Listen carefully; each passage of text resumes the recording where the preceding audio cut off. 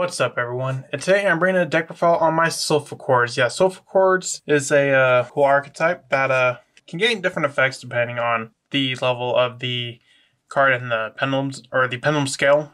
And it's definitely a lot better now that pendulums has actually gotten a lot of pretty good support. And without further ado, let's get right into it. First, I run 3 Solfachord Cutia. While you have an even pendulum scale in your pendulum zone, Solfachord pendulum monsters you control gain attack equal to 100 times their own pendulum scale. Now, each of the Solfachord pendulum monsters have an effect that involves pendulum scales, gaining effects whether they're even or odd pendulum scales. But their secondary effects are actually pretty good as well. Like for Cutia, when it's normal special summon, you can add 1 Solfachord pendulum monster from your deck to your hand. So not only is it a bit of a attack boost, but it also is your Rhoda for the deck more or less. Also run of the 3 of the Solfachord Dreamia. Dreamia, while you have an odd pendulum scale, if a Solfachord pendulum monster card you control would be destroyed by your opponent's card effect, you destroy this card instead of one of those cards. And if you control a Solfachord card in your pendulum zone, you special summon this card from your hand. So Dreamia is your free special summon. Also run 3 of the Solfachord. I feel like that's a really weird name. Gracia. While you have an even pendulum scale, if your Solfachord pendulum monster attacks, your opponent cannot activate monster effects until the end of the damage step. And if this card is normal special summon, you can add 1 Solfachord spell trap from your deck to your hand. So a lot of Solfachords, not all of them, but I'd say like maybe half of them have effects when they are summoned. The Cutia searches a monster. Gracia searches your spells and traps, which Solfachords do have some pretty good spells and traps that you do want to get into. Also run 3 Solfachord or Fantia. Fantia, when you have an odd pendulum scale in a pendulum zone, if your Solfachord pendulum monster would be destroyed by a battle, you can destroy this card instead. And during your main phase, you can add 1 Solfachord pendulum monster from your deck to your extra deck. So this is definitely really good to help, let's say you got this and 2 other Solfachords. You can use the effect Fantia to send one of your Solfachords, like let's say you want to send Gracia or Dreamia or one of your other Solfachords to the extra deck. That way you can then pendulum summon it later. Also run the 1 Miss Solfachord Elitia. Elitia, while you have an even pendulum scale, you take no battle damage. And if this card is a normal special summon, you can target 1 spell trap your opponent controls, return to the hand. I only play 1 of it because going first, this card is not going to be doing you much of any good. But going second, it's pretty good. Although you do go into it quite often, more so because of the fact that it is a level 3, which works really well with the next card, Low Solfachord Angelia. So if you have an odd pendulum scale in your pendulum zone, if your Solfachord pendulum monster attacks, your opponent cannot activate spell traps or card effect until the end of the damage step. And this has additional effect during your main phase. You contribute 1 Solfachord pendulum monster from your... you contribute 1 Solfachord pendulum monster. And if you do, special summon 1 Solfachord pendulum monster from your deck whose pendulum scale is too higher or too lower than the monster. So this is definitely really good, but this can be kind of iffy too, because it has to be like too high or too lower. So let's say, for example, you have Phoenicia. You could either go for a level 2 or a level 7. Maybe you already used the level 2 and it's level 7. But it's always going to be a good card to go into. And this combined with Elitia will get you your Solfachord Cutia, because Cutia and the Culia you cannot pendulum summon. At least in most scenarios, because the scales go from 1 to 8 and the pendulum monsters levels go from 1 to 8, which with Cutia being the level 1 and Culia being the level 8. So you can't really pendulum summon them normally. But we do have ways around it. Also run the 1 Solfachord Butia. Quick effect, you can effect monster your opponent controls, or if you have an even pendulum scale in your pendulum zone, you can target 1 face-up spell trap your opponent controls. This turn, banish it when it leaves the field, which is a kind of decent effect. You can definitely mess around with your opponent's plays, but not as much, as why I only run the 1 copy of it. And once per turn, at the start of the damage step, if this card battles a monster with an equal or higher attack than the lowest pendulum scale in your pendulum zone, times 300, destroy that monster. So Butia can be good, but it's also very specific, which is why I only run 1. Also run 3 Culia. Oh, not 3 Culia, 2 Culia. So you special summon this card from your hand by attributing 2 pendulum monsters. So it can special summon itself from the hand, which is definitely really cool, but it costs you your scales. In some scenarios, that's not exactly going to be a good idea, because it kind of conflicts with the secondary effect of Culia. The secondary effect of Culia is you can target 1 face-up card your opponent controls, or up to 2 if you have an odd pendulum scale in your pendulum zone, negates effects until the end of the turn. When an effect or monster on the field is activated with an equal or lower attack than the highest Pelham skill in the Pelham zone, you can destroy that monster.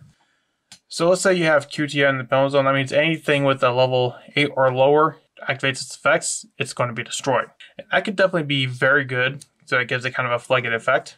Obviously, if you summon this, destroying your Pelham zones, and you have this but no of your Pelhams in your Pelham zones, then that effect is almost useless. Also run 3 Mystical Beast Jackal King. Each time a spell card is activated, you can place 2 spell counters on this card when that spell resolves, and once per turn, when your opponent activates a monster effect, quick effect, you can remove 2 spell counters from the field, or from your field and negate the activation. If you do, destroy that card. And what's really cool is, this is each time a spell card is activated, not necessarily spell cards you activate. So if your opponent is going to activate a lot of spell cards, like let's say Sky Striker, it's just going to keep adding counters to the Jackal King.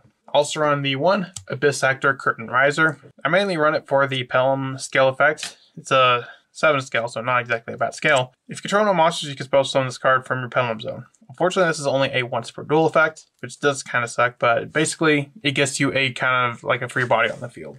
Now I also run 1 Astrograph Sorcerer. Sorcerer, or at least the Pelham scale, during your main phase, you can destroy this card, and if you do, take 1 Stargazer Magician from your hand or deck, and either place it in your Pelham zone or special summon it. So this can basically be a free summon of a monster or a free scale. Thankfully, Stargazer Magician has a scale of 1, so which is also pretty good if you don't have the QTO. Now, once per turn, when exactly one other Pelham monster you control is returned to the hand by a bonus card effect, you can spell summon one monster from your hand with the same name as that returned monster. Stargazer Magician, you really more or less just use it for the level, or if you go through the Astrograph Sorcerer, a free body on the field. Also run the 1 Supreme King Gate 0. I run this because this is a 0 scale, so having this up makes it to where you can Pelham summon QTO. Moving on to the spells, I run 3 of the field spells, Solfachord Harmonia. Now, Harmonia has 3 effects you can activate. You can only activate 1 of these effects. Add 1 face-up Solfachord Pelham monster from your extra deck to your hand. Increases Pelham skill of 1 Solfachord card in your Pelham zone by its level this turn. And if you control Solfachord Pelham monster cards with at least 3 different even Pelham skills, or at least 3 different odd Pelham skills, destroy 1 card your opponent controls. You're usually going to either use the first or the secondary effect, depending on the hand state you have. Obviously, let's say you haven't normal summoned and you got QTO in the extra deck, you can grab Harmonia, add QTO to your hand, and then normal summon it. Or you can also use this card to help with Pendulum summons. You can use it to add a Pendulum scale that is or a Pendulum monster that is in your extra deck to your hand that you can then use for the Pendulum summon. Also run 3 Solfachord Elegance. Elegance has 3 effects just like the Harmonia, and the first effect is kind of like the opposite of the Harmonia. It's to place a Solfachord Pelham monster from your deck in your Pelham zone. You can also add 1 Solfachord Pelham monster from your deck to your extra deck, or from your hand to your extra deck, face up. Then place 2 Solfachord Pendulum monsters, 1 odd, 1 even, from your deck in your Pelham zones. And the third is you can add 2 cards, 1 odd, 1 even Pelham scale from your Pelham zones to the extra deck, face up, and if you do, draw 2 cards. Like Harmonia, this one's kind of dependent on your hand and the state of the board. Usually I end up activating the first effect, that way I can at least get into a Pendulum summon. Also run 2 Pendulum Treasure. Basically add 1 Pendulum monster from your deck to your extra deck, which can be very crucial. Also run 3 extra Pendulum. It's double summon, but for Pendulum summons. And that's definitely really cool because in this deck, there are times where I definitely want the second Pendulum summon. Especially because of the Beyond the Pendulum Link monster. Because if you don't Pendulum summon after using its effects, it can not be the greatest results. So usually what I do is I'll do the Pendulum summon to get my board started, go into Beyond the Pendulum, grab another Pendulum scale or Pendulum monster, and then use the extra Pendulum to summon again, which will give us an even better board, which we could probably land on Apollosa. I run 3 Paw of Prosperity. Now, personally, I think Extravagance is the better card to run in this deck, but you'd have to have your extra deck built in a certain way. Basically, you'd have to have like 3 of all the cards you're even going to attempt to go into, which is, like I'd say, the Grand Solfachord, Access Code, maybe Saryuja, Unicorn, Phoenix. Like, you're basically running like 3 of all that so you don't banish those cards. Obviously, I don't have 3 copies of all those cards. But if you are able to build it like that, then I definitely run the Extravagance over Prosperity. But Prosperity is not bad in of itself either. Also run the 1 for 1 which is definitely really good because Cutia is a card you always want to have.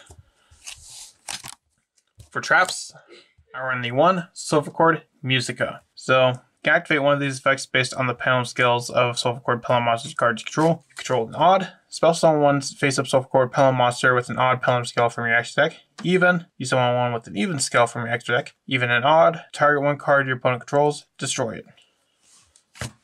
Moving on to the extra deck, I run 3 of the Grand Solfachord Musicia. This deck also has some more support that is coming. I don't remember which set. I think it's one of the upcoming sets. And it does get a new Link monster. But unfortunately, we don't have that card yet. So, Musicia, during your main phase, you can add 1 pendulum monster from your hand to the extra deck. Then add 1 face-up pendulum monster from your extra deck to your hand, as long as one of them has an even pendulum skill and the other has an odd. So basically, you get to kind of like swap one card in your hand with one in your extra deck. And when you pendulum summon a Solfachord monster, you can target one of them, add 1 Solfachord pendulum monster from your deck to your hand, whose level equals the pendulum skill of the monster. So it comes up situationally, but it's a card that you're probably going to go into from time to time. I also run 1 Beyond the Pendulum. It's a card I do not have. Beyond the Pendulum is definitely a card you're going to play in any pendulum-based strategy. Requires 2 effect monsters, including a pendulum monster. If it's link summoned, you can pay 1200 life points, add 1 pendulum monster from your deck to your hand. But for the rest of the turn, unless you pendulum summon after this effect resolves, you cannot activate monster effects, and the effects of any cards in your pendulum zones are negated, which is a pretty big kind of setback. That's kind of why I run the extra pendulum summon card. And if 2 monsters with different original levels are pendulum summoned at the same turn to zone this card points to, you target 2 cards in the fields, destroy them. So you definitely want to be able to pendulum summon after resolving this effect, because then you can continue with your plays. Otherwise, you're going to be very limited. Also run the 1 Relinquished Anima for Cutia. I run 1 Herald of the Mirage Lights. It's a bit of a negation, but a pretty good, solid card overall. I run the 1 Asa, the 1 Area, and the 1 Wind, because this deck has mixed attributes. You could also play Hita, but Hita's is not really going to be as useful because, at least with these 3, you can counter 3 decks that you're going to see in the meta. You got Water for Tier Elements, Earth for, I believe, Caster's Earth. Then, of course, Wind for Flundries. Not really the best, but you might also see Lureless Tri-Brigade as well. Also run IP Masquerena, Cerberus, Phoenix, and a Unicorn, as well as a Saryuja Skuldred. I don't really run Saryuja Skuldred for the effect, more so for the arrows. So let's say, for example, I pendulum summon up to where I have, I can go to Saryuja Skuldred, and I have the extra pendulum. I can use the effect. I can pendulum summon like 3 from my extra, which is definitely really good. So I wanted something that had like 3 arrows pointing down. Also run the 1 Access Code and the 1 Apollosta. So what do you think of Solfachord? Think it's a pretty solid deck? Let me know in the comments and I'll see you in the next video I make. Bye.